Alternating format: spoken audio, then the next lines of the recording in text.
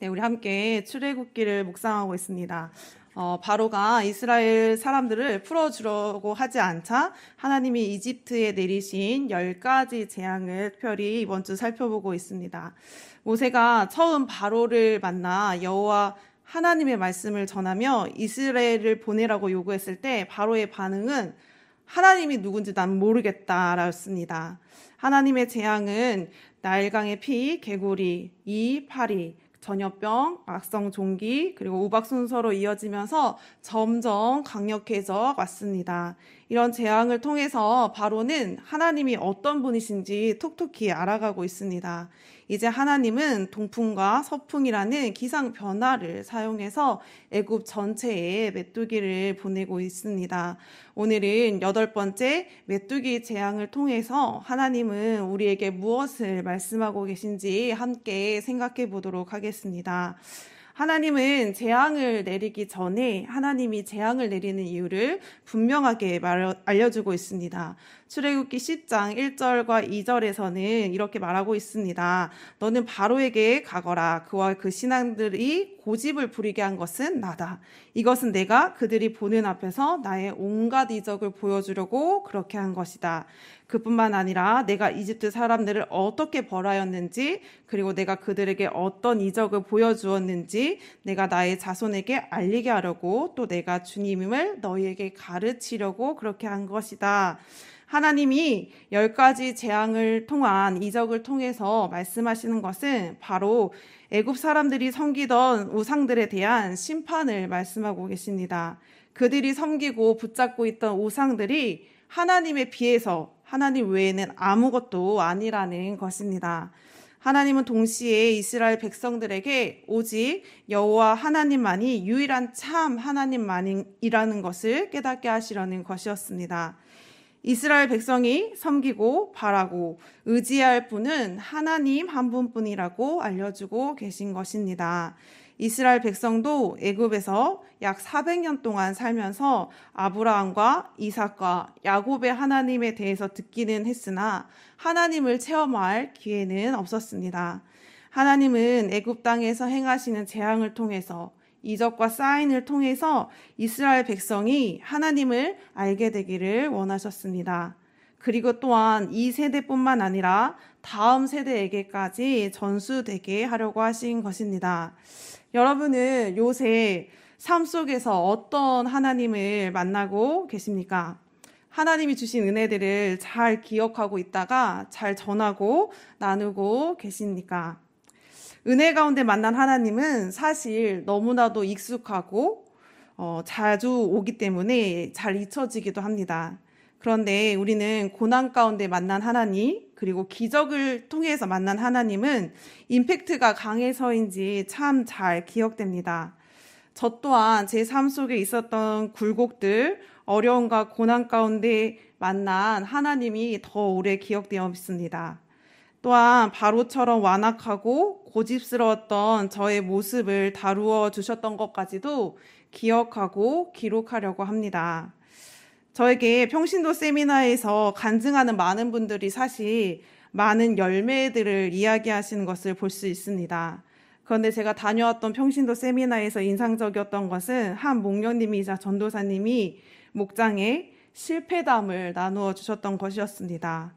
저에게는 그 실패담이 오히려 더 와닿았습니다. 저 또한 요새 계속 실패담, 실수담을 기록하고 있는 것 같습니다. 하나님이 10가지 재앙, 이적을 통해서 하나님이 하나님 되심을 보여주고 알려주신 것처럼 저는 우리의 고난 가운데도 하나님이 하나님 되심을 보여주고 있다고 믿습니다. 또한 우리의 실수와 실패에도 하나님이 우리를 가장 좋은 길로 인도하는 과정임을 믿습니다. 이러한 저와 우리의 모든 과정들이 잘 기록하고 기억되고 전해져서 우리의 다음 세대들에게 전수되기를 바랍니다. 그래서 여러분의 목장 모임 가운데, 그리고 또한 주어지는 간증의 시간과 자리들을 통해서 여러분의 삶 가운데 함께 계신 하나님의 일하심을 잘 정리하고 기록하고 기억해 나가 보시길 바랍니다. 또한 출애굽기 10장 3절에서는 이렇게 말합니다. 히브리 사람의 주 하나님이 말씀하셨습니다. 내가 언제까지 내 앞에서 교만하게 굴렸느냐. 나의 백성을 보내서 나를 예배하게 하여라. 이스라엘 백성들을 보내라는 하나님의 명령을 거부해서 재앙을 당하고도 교만과 욕심으로 여전히 정신을 차리지 못하는 바로를 우리는 보게 됩니다. 이 사실을 통해서 우리는 또한 알 수 있습니다. 악한 자의 멸망은 하나님의 자비하심이 부족한 것이 아니라는 것입니다. 악한 자가 스스로 끝까지 교만과 욕심의 죄에서 돌이키지 않는 것입니다. 우리는 포도원의 비유에 나오는 일꾼들의 이야기를 통해서도 알 수 있습니다. 포도원을 차지하려는 욕심으로 주인이 보낸 종들을 때리고 돌로 치며 죽이기까지 합니다. 그렇지만 주인은 그 일을 참고 자비를 베푸면서 더 많은 종들을 보냈습니다. 그래도 일꾼들의 태도는 변함이 없습니다. 주인은 자기의 아들까지 보냅니다. 그러나 그 상속자마저 죽게 됩니다. 주인의 자비와 인내하심을 하찮게 여긴 것입니다. 하나님은 자비와 긍휼이 무궁하신 분이십니다. 우리는 하나님께 대적하는 삶이 아니라 우리의 죄의 본능을 따라 살 것이 아니라 하나님의 신실하심과 인내하심을 끝까지 믿고 돌이켜야 합니다. 7가지의 계속되는 재앙 속의 경고를 들었을 때 그동안 바로와 바로의 신하들은 같은 마음이었습니다. 그런데 오늘은 다른 모습을 보이는 것을 알 수가 있습니다. 출애굽기 10장 7절의 말씀입니다. 언제까지 이 사람이 우리를 망하게 하는 함정이 되어야 합니까?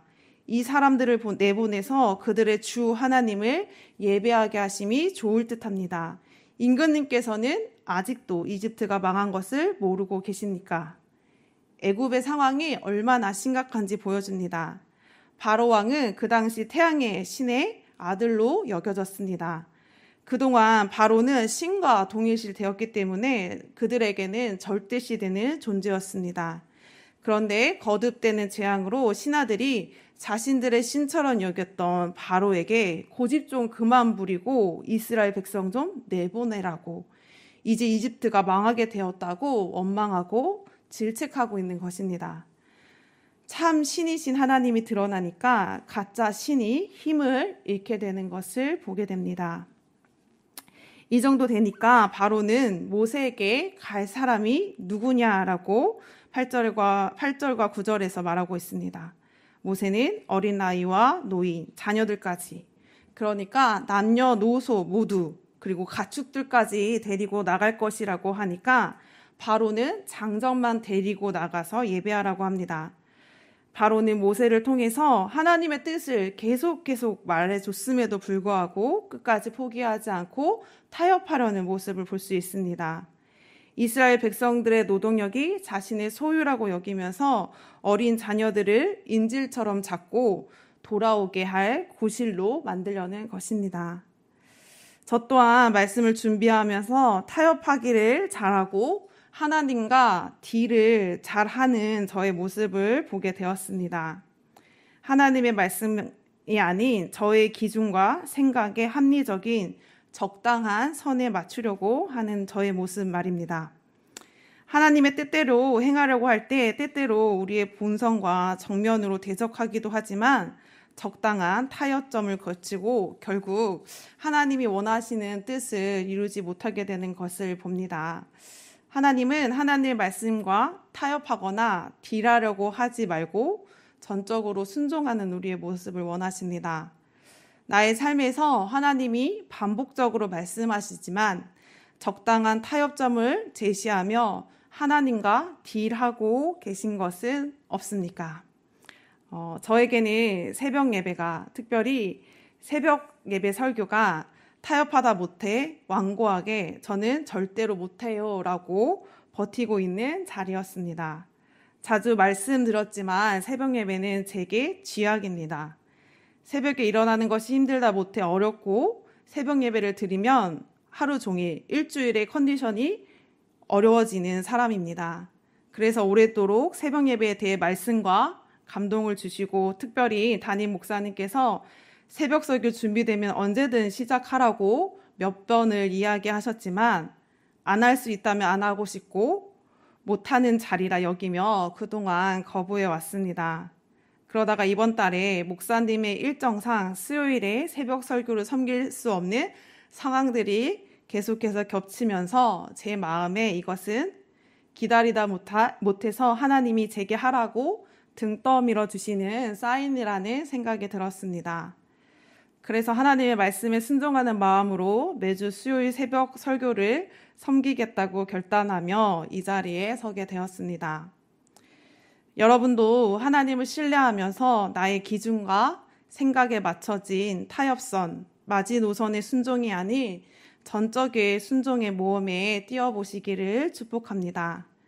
오늘 나에게 하나님이 순종하라고 말씀하시는 작은 것에서부터 시작해 보시길 부탁드립니다. 이렇게 모세와 아론은 바로의 궁에서 쫓겨났습니다. 모세가 하나님의 말씀대로 이집트 땅 위에서 지팡이를 내미니 하나님은 동풍을 불어서 메뚜기 떼가 날아오게 되었습니다. 온 지면을 덮을 만큼 메뚜기 떼로 뒤덮이고 7번째 재앙, 우박이 남긴 밭의 채소와 곡식을 모두 먹어치워 사라지게 됩니다. 이것은 단순히 이것이 재앙이 아니라 이집트의 신들은 아무것도 할 수 없고 아무것도 아닌 존재이고 하나님의 심판이고 하나님의 능력이었음을 보여주는 것입니다. 속수무책으로 궁지에 몰린 바로는 모세와 아론을 불러들여 말합니다. 내가 너희와 주 너희의 하나님께 죄를 지었다. 부디 이번만은 나의 죄를 용서하고 주 너희의 하나님께 기도하여 이 엄청난 재앙이 나에게서 떠나게 하라. 모세가 여호와께 기도를 드렸더니 하나님께서는 강렬한 서풍으로 바꾸셔서 메뚜기 떼를 모조리 쓸어가 홍해에 몰아넣습니다. 그러나 역시 바로는 문제가 해결되자 이스라엘 백성을 다시 보내지 않겠다고 생각합니다. 바로는 그가 처한 절박한 상황을 우선 피하고 보자라는 식으로 말을 한 것입니다. 우리는 바로와 같이 아플 때, 커다란 문제 앞에 우리 앞에 고난이 올 때 하나님 잘못했어요. 하나님이 이 문제만 해결해 주시면 제가 이렇게 할게요. 제가 이렇게 노력해 볼게요. 라고 약속을 하곤 합니다.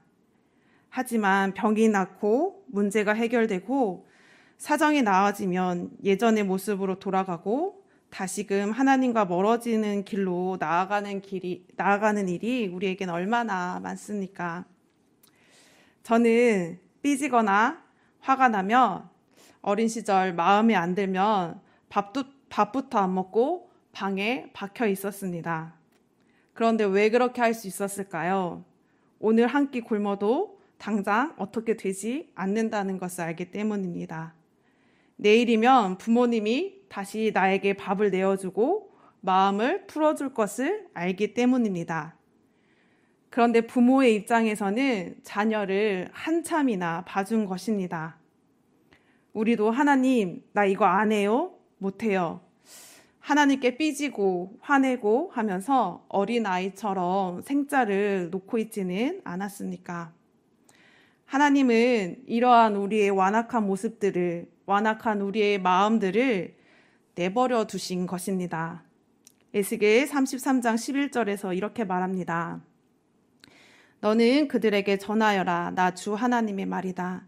내가 내 삶을 두고 맹세한다. 나는 악인이 죽는 것을 기뻐하지 않고 오히려 악인이 그의 길에서 돌이켜 떠나 사는 것을 기뻐한다. 너희는 돌이켜라. 너희는 그 악한 길에서 돌이켜 떠나거라. 이스라엘 족속아, 너희는 왜 죽으려고 하느냐 하여라. 베드로후서 3장 9절에서는 이렇게 말합니다. 어떤 이들이 생각하는 것 같이 주님께서는 약속을 더디 지키시는 것이 아닙니다. 도리어 여러분을 위하여 오래 참으시는 것입니다.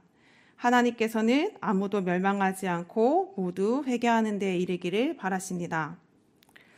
제가 아이들에게 우상을 정의할 때 하나님보다 더 사랑하고 하나님보다 더 의지하고 하나님보다 더 소중하게 여기는 어떠한 것, 그 모든 것이 우상이 될 수 있다고 알려줍니다.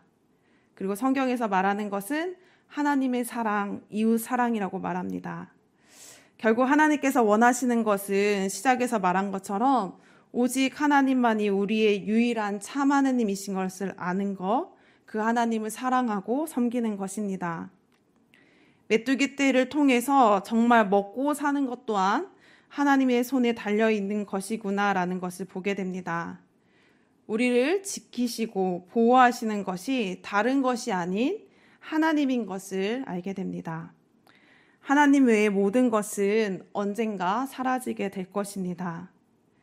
하나님보다 더 사랑하고 하나님보다 더 의지하고 하나님보다 더 소중하게 여기는 모든 것들을 하나님 발 아래로 두어야 합니다. 그리고 우리의 삶에 하나님이 말씀해 주시는 나의 가까운 사람들이 사랑으로 말해주는 완악한 부분들이 있다면, 하나님이 우리의 삶에서 보여주시는 완악한 부분들이 있다면 오늘 하루 그것을 놓고 회개하고 돌이키기를 축복합니다.